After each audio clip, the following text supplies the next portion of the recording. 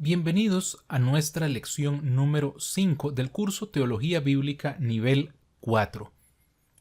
¿Por quiénes murió Cristo? En esta lección vamos a hablar acerca del sacrificio eficaz de Cristo. Si nos preguntamos por quiénes murió Cristo, la respuesta inicial sería que por nosotros, por los pecadores. ¿Pero por cuáles específicamente? ¿Por todos los seres humanos o solo por los elegidos?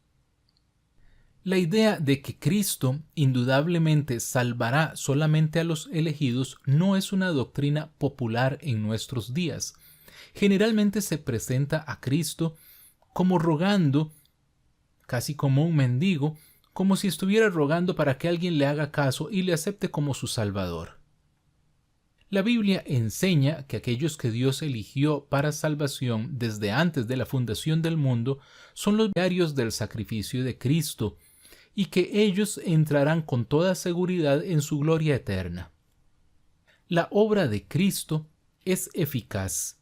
Vamos a ver evidencias bíblicas acerca de la eficacia de la obra de Cristo, de su llamamiento eficaz y de la respuesta acerca de los elegidos.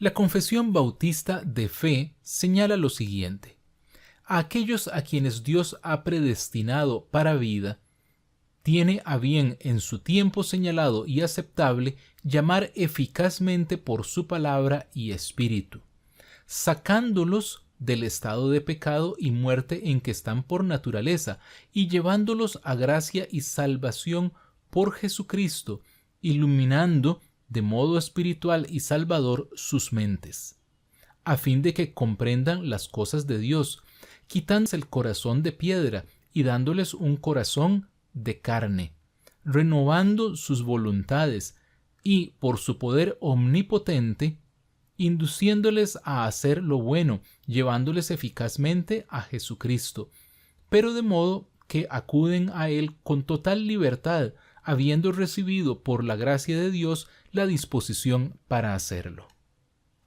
La cruz habría sido suficiente para salvar a todos los pecadores si esa hubiera sido la intención del Padre. Pero, ¿por qué se salvan unos y otros se pierden? Los arminianos afirman que la suficiencia es lo mismo que la intención. La Biblia afirma que la cruz es suficiente para salvar a todos, pero que no necesariamente la intención de Dios es salvar a todos, sino solamente a los elegidos. El hombre en su estado natural está muerto espiritualmente, y Dios, por su gracia, a través de su Espíritu Santo, hace entonces su obra regeneradora. Encontramos evidencias bíblicas de esto, por ejemplo, en Ezequiel, capítulo 11, versículos 19 y 20. Donde dice: y les daré un corazón y un espíritu nuevo pondré dentro de ellos, quitaré el corazón de piedra de en medio de su carne y les daré un corazón de carne, para que anden en mis ordenanzas y guarden mis decretos y los cumplan y me sean por pueblo y yo les sea a ellos por Dios. Vemos en este versículo evidencia clara de que la obra es totalmente de Dios. Encontramos asimismo, por ejemplo, Efesios capítulo 2, versículo 1, donde dice: y Él os dio vida a vosotros cuando estabais muertos en vuestros delitos y pecados. Nuevamente es Dios quien hace la acción de darnos vida. Efesios 4, 6 dice: un Dios y Padre de todos, el cual es sobre todos, y por todos, y en todos. Juan capítulo 5 versículo 24 dice: de cierto os digo, el que oye mi palabra y el que cree al que me envió, tiene vida eterna y no vendrá a condenación, mas ha pasado de muerte a vida. Colosenses 2:13 dice: y a vosotros, estando muertos en pecados y en la incircuncisión de vuestra carne, os dio vida juntamente con él, perdonándoos todos los pecados. Y Tito 3:5 dice: nos salvó no por obras de justicia que nosotros hubiéramos hecho, sino por su misericordia, por el lavamiento de la regeneración y por la renovación en el Espíritu Santo. Así encontramos entonces que la regeneración y el llamamiento eficaz no violan la libertad del hombre.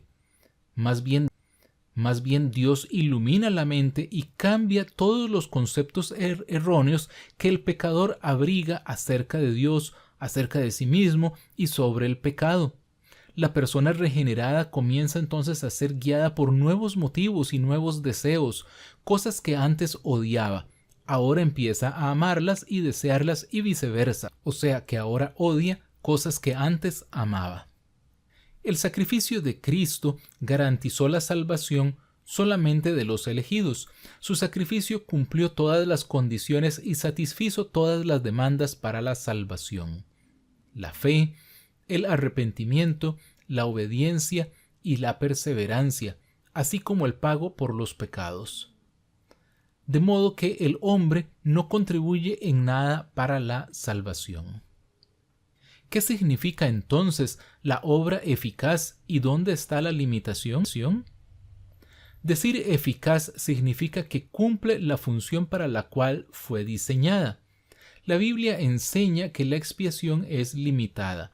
Si algunos se pierden, entonces hay una limitación, no en su poder, sino en el alcance de la expiación, ya sea que Cristo murió solamente por los elegidos. La seguridad de nuestra salvación se basa en la eficacia del sacrificio de Cristo y no en nuestra fe u obediencia. Vamos a ver entonces una serie de evidencias bíblicas acerca de la obra eficaz de Cristo. Vamos a estudiar entonces Juan capítulo 6, versículo 37. Dice: Todo lo que el Padre me da vendrá a mí, y el que a mí viene no le echo fuera. De manera entonces que pertenecemos a Dios el Padre por su decreto divino, antes de creer en Cristo. El Padre entregó a Cristo a algunas personas para que los salve, no a los que Cristo pudiera, sino solamente a los que el Padre le dio. Si vemos el versículo 38, dice entonces: porque he descendido del cielo, no para hacer mi voluntad, sino la voluntad del que me envió.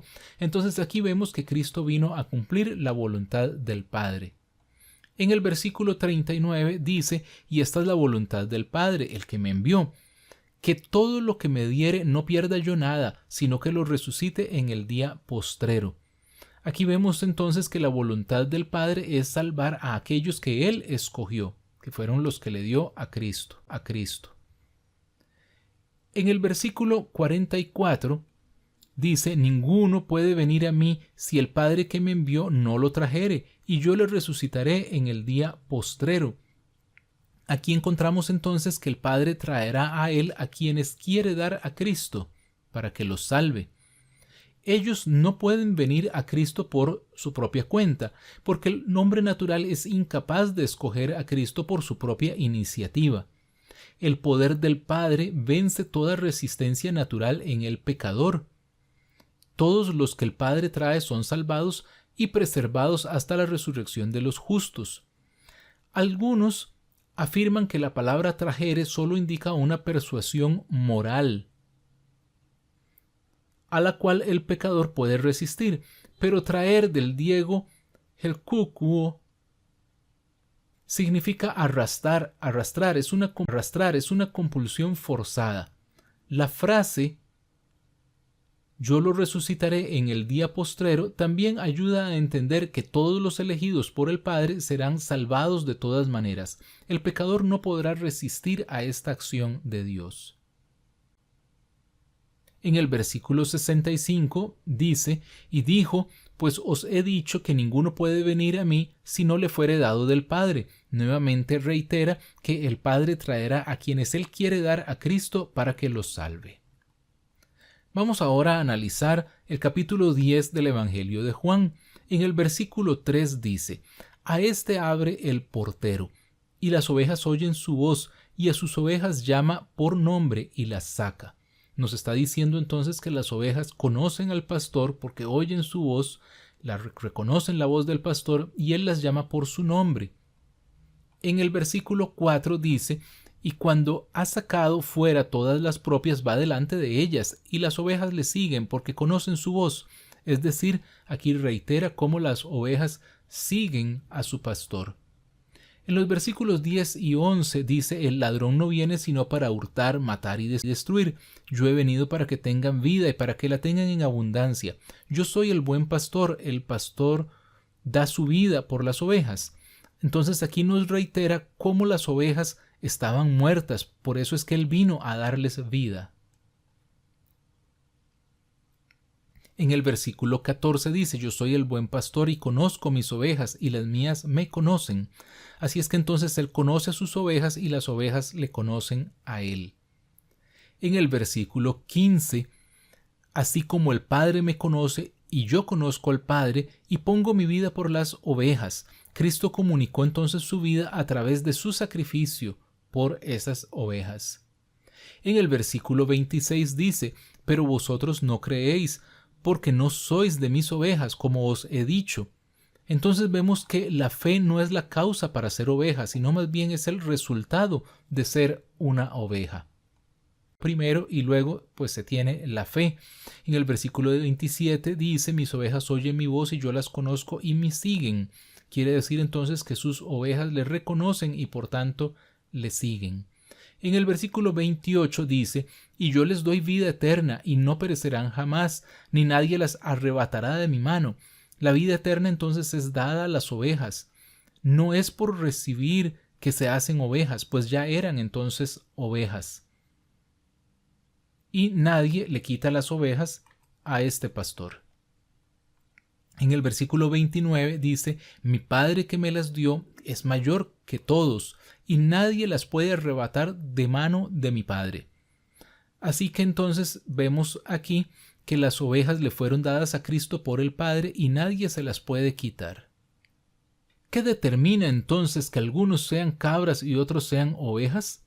La respuesta es el decreto. Cristo dio su vida por sus ovejas, no por las cabras. Las ovejas nunca se transforman en cabras. La fe les es dada a las ovejas. Ellas creen porque son ovejas, no son ovejas porque creen. Ahora vamos a estudiar un poco Juan capítulo 17. En esta oración sacerdotal de Jesús, antes de ir a la cruz, nos revela cuáles eran las intenciones de Dios al enviar a Cristo a la tierra. Todo el capítulo es una oración por aquellos que el Padre le había dado. La frase «los que me diste» se repite 7 veces en este capítulo. En el versículo 2 dice: «como les has dado potestad sobre toda carne, para que dé vida a todos los que me diste». Jesús recibió entonces autoridad del Padre sobre todos y para dar vida eterna a los que el Padre le dio. Esta autoridad de Cristo significa que la carne humana no puede resistir. En el versículo 4 dice: «yo te he glorificado en la tierra y he acabado la obra que me diste que hiciese». Quiere decir que Cristo cumplió perfectamente y con éxito la obra que el Padre le había encargado. Jesús vino a salvar a los que el Padre le dio, no al mundo entero. Él cumplió con éxito este propósito. El ministerio de Jesús no fue un fracaso al no salvar a toda la humanidad, sino que fue un éxito total. Él cumplió la obra que el Padre le había dado. En el versículo 6 leemos: «he manifestado tu nombre a los hombres que del mundo me diste. Tuyos eran y me los diste, y he guardado tu palabra». Así que entonces Cristo manifiesta al Padre solamente los que el Padre le dio, eran del Padre y fueron dados a Cristo. En el versículo 9 dice: «yo ruego por ellos, no por el mundo». Dice: «yo ruego por ellos, no por el mundo, sino por los que me diste, porque tuyos son». Así que entonces vemos que Jesús oró solamente por los que el Padre le dio. Él mismo dijo que no está orando por el mundo, sino solo por los escogidos. En el versículo 11 dice: «ya no estoy en el mundo, mas estos están en el mundo, y yo voy a ti. Padre Santo, a los que me has dado, guárdalos en tu nombre, para que sean uno, así como nosotros». Así que vemos que Jesús ruega al Padre para que preserve a los que le dio.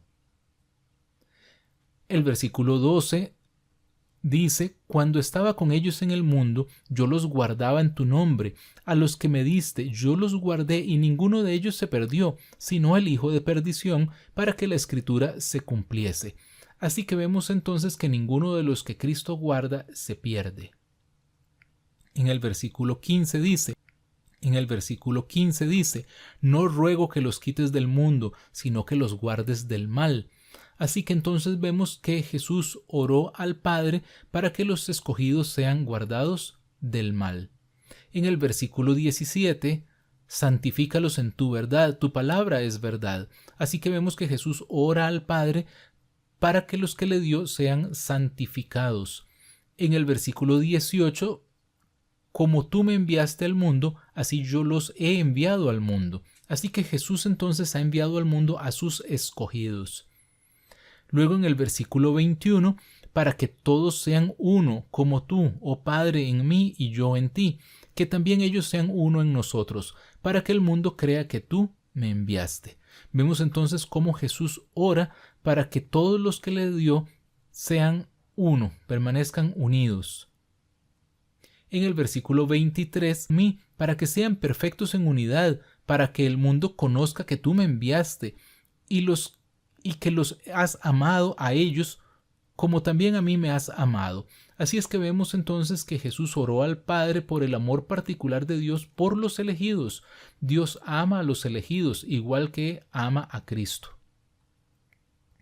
En el versículo 24, Padre, aquellos que me has dado, quiero que donde yo estoy, también ellos estén conmigo, para que vean mi gloria que me has dado, porque me has amado desde antes de la fundación del mundo. Así es que vemos cómo Jesús ora al Padre para los que Él le dio estén también con Él. La intercesión de Cristo es eficaz. Los elegidos del Padre recibiremos los beneficios por los cuales Cristo oró. Y vamos también a estudiar Romanos capítulo 8. Pablo afirma que es imposible que alguien por el cual Cristo murió se pierda, siendo que el sacrificio de Cristo es eficaz para salvar a los elegidos. Entonces leemos en los versículos 29 y 30, porque a los que antes conoció también los predestinó para que fuesen hechos conforme a la imagen de su Hijo, para que Él sea el primogénito entre muchos hermanos, y a los que predestinó, a estos también llamó, y a los que llamó, a estos también justificó, y a los que justificó, a estos también glorificó. Leemos entonces que los elegidos son aquellos que Dios conoció, predestinó, llamó, justificó y glorificó. En el versículo 31 dice, ¿qué pues diremos a esto? Si Dios es por nosotros, ¿quién contra nosotros? Los elegidos son aquellos que tienen el favor de Dios. En el versículo 32, el que no escatimó ni a su propio Hijo, sino a todos nosotros, ¿cómo no nos dará también con Él todas las cosas? Vemos que los beneficios del sacrificio de Cristo alcanzan inevitablemente a aquellos por los cuales Cristo murió. En el versículo 33, ¿quién acusará a los escogidos de Dios? Dios es el que justifica. Vemos cómo los elegidos no pueden ser acusados por nadie ante el Padre, ya que Cristo murió por ellos y Dios es el que los ha justificado. En el versículo 34, ¿quién es el que condenará? Cristo es el que murió, más aún, el que también resucitó, el que además está a la diestra de Dios, el que también intercede por nosotros. Los elegidos no pueden ser condenados ya que Cristo murió por ellos, resucitó y está intercediendo a la diestra del Padre por ellos. Los versículos del 35 al 39 dicen, ¿quién nos separará del amor de Cristo?